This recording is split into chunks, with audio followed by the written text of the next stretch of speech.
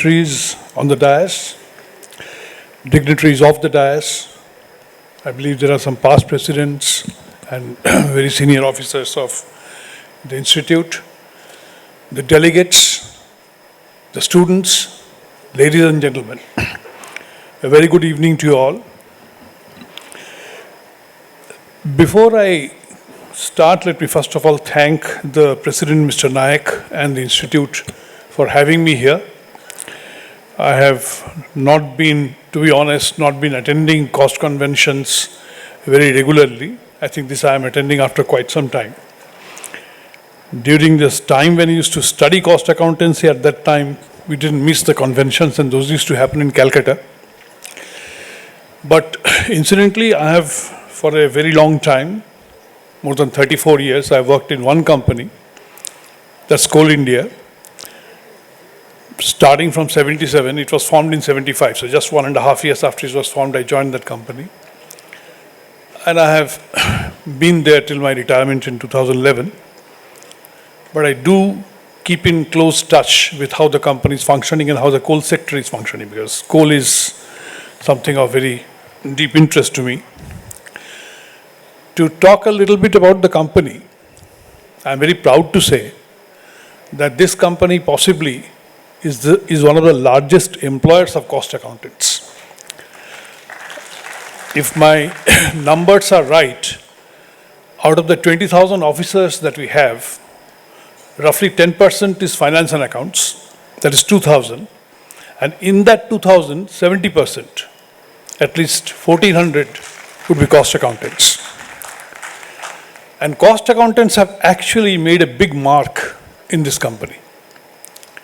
I'm also proud to say that this company has just completed 50 years. You must have seen the advertisements in various places. And being a mining company and basically an engineering company, this is supposed to be, the chairmen are always from mining, mostly. But even within that, at least 20% of the time, that means after 50 years, 10 years, the people at the helm of affairs were cost accountants. The first cost accountant to be the chairman of the company was Mr. P.K. Sengupta. Some of you who are old enough may be knowing him. And he was also the longest serving chairman of the company for close to 6 years. The other one was myself. I served the company as chairman for about 4.5 years. So in total, we led the company for 10 years. And these were very remarkable years. Mr. P.K. Sengupta was there during the 90s. And during the 90s, there was a major shift in government policy. Earlier, the funding, etc., capital funding, everything was done by the government. So it was all budgetary support linked. Suddenly in 91, once the economic reforms came, the government set up a distance. They adopted an arm's length approach, and the budgetary support was phased out. There were enormous financial difficulties. Prior to that, the company was making huge losses, but no financial difficulty. Money was free.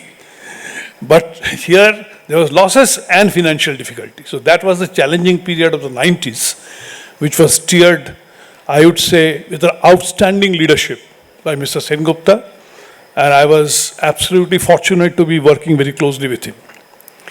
So those were the challenging times.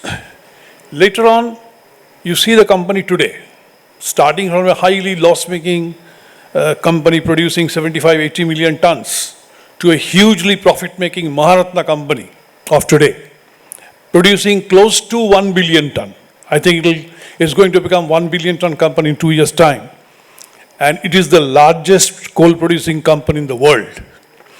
So this is the kind of change that has happened, and the cost accountants have a very major role to play in this. There's one more small anecdote, of course, in a slightly lighter vein, that I would like to share, that both the cost accountants who have led the company for 10 years have written books. I have written one and Mr. Sengupta has written one. So those books are available. You can just have a reading of that. Coming to a little bit of serious issues, you see, the whole theme is corporate excellence. And what does corporate excellence allow you to do? allow you to navigate in challenging times or through challenges. That's what the excellence means. You take an out-of-the-box approach to steer under difficult situations or navigate the company under entities under difficult situations and succeed. That is all that it means. So I would like to, because we are basically practitioners, we can't really talk like a management expert or something like that. So let me come to one or two small case studies. What kind of situation, what kind of challenge, and how it was faced. So that would be a better way of doing it. Between 2003 to 2006, I was CMD of one of the most difficult companies. Those who know coal sector will agree with me. This was Bharat Coking Coal Limited, a company into deep losses. When I joined, the company had an accumulated loss of 7,000 crores. And out of that 7,000 crores, 50%, roughly 3,500 crores were incurred in the past 5 years before my joining. So it was in very difficult states. So from that level, with a package of measures, I don't want to elaborate. By 2006, we came into profits. The company earned its first profit in 40 years. So that actually paved my way to become the chairman of Coal India, and I joined Coal India. On the very first day, you have media interactions, and in the media interactions, I was asked that you have joined now, where do you want to leave the company after 5 years? I don't know who made me say this, but I said one sentence. I just didn't say that I'm going to meet a country's energy needs, this, that, nothing like that sort. I just said, I want this company to be the most admired company in the country. So I thought that if I say this, that will come back and hit me with all the challenges. Now, admired by whom? It has to be admired by, first of all, the customers. Coal quality is a huge issue, so I have to address that. On the other side, it is vendors. They should get transparent kind of way, and I should be able to get things at the most reasonable and acceptable prices. The next is the people, the employees, the society, the government, all stakeholders. I want to be admired by every stakeholder. So I think that was a nice challenge that we took up on ourselves. And the years that followed, from 2006 to 2011, I would say defined that whole thing. The company was a profitable company, but it was not one of the Ratna companies. It was not a mini Ratna, not to speak of Navaratna, nothing of that sort. Whereas most PSUs of that category were Navaratnas. The size and stature of the other companies of comparable size, they were all Navaratnas, like your IOC, your ONGC, GAIL, NTPC, etc., etc. And we were not even a mini Ratna. So the first thing we did was we got the mini Ratna. That was actually a procedural issue. We got it. But that was not very satisfactory. You know, everybody is a Navaratna, so how do you justify yourself? And the company was meeting 42 to 43% of the country's commercial needs, which is more than the aggregate of all the oil and gas companies' contribution. So how can we not be a Navaratna? So we started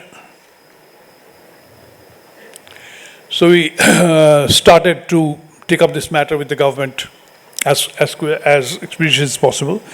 And the thing that came out was, you can't be a Navaratna because you are not listed.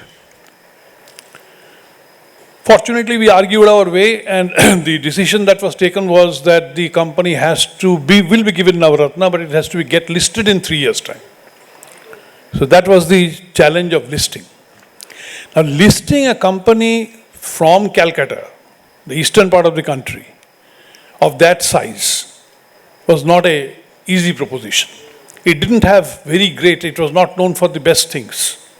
And when we did some international dipsticks, we found that there were some huge questions being raised.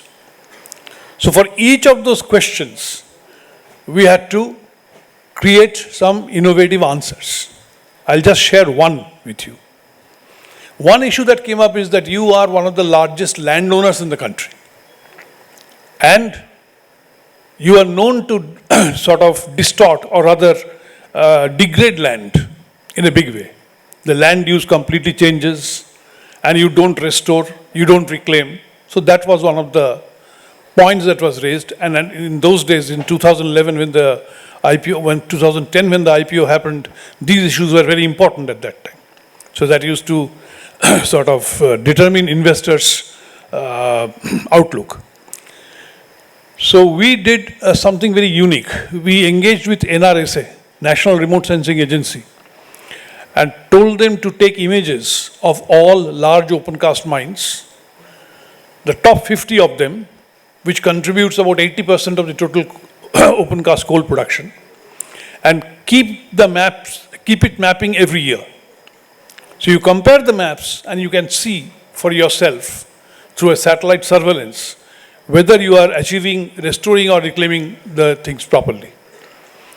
These kind of things work very well in a company of this type. Every project officer was told that you are under satellite surveillance. That worked, and after 1 year, we found that 53 out of 50, rather, but more than the 50 mines which are under surveillance, 53 mines were absolutely compliant. So we took it to the next stage and tried to get ISO 14001 certification for all of that. Everybody got certified. And that was a big statement that we could make in the RHP. I would like to elongate it anymore. I mean, you can very well see for yourself, if you have past records, that this particular IPO was one of the greatest in the country.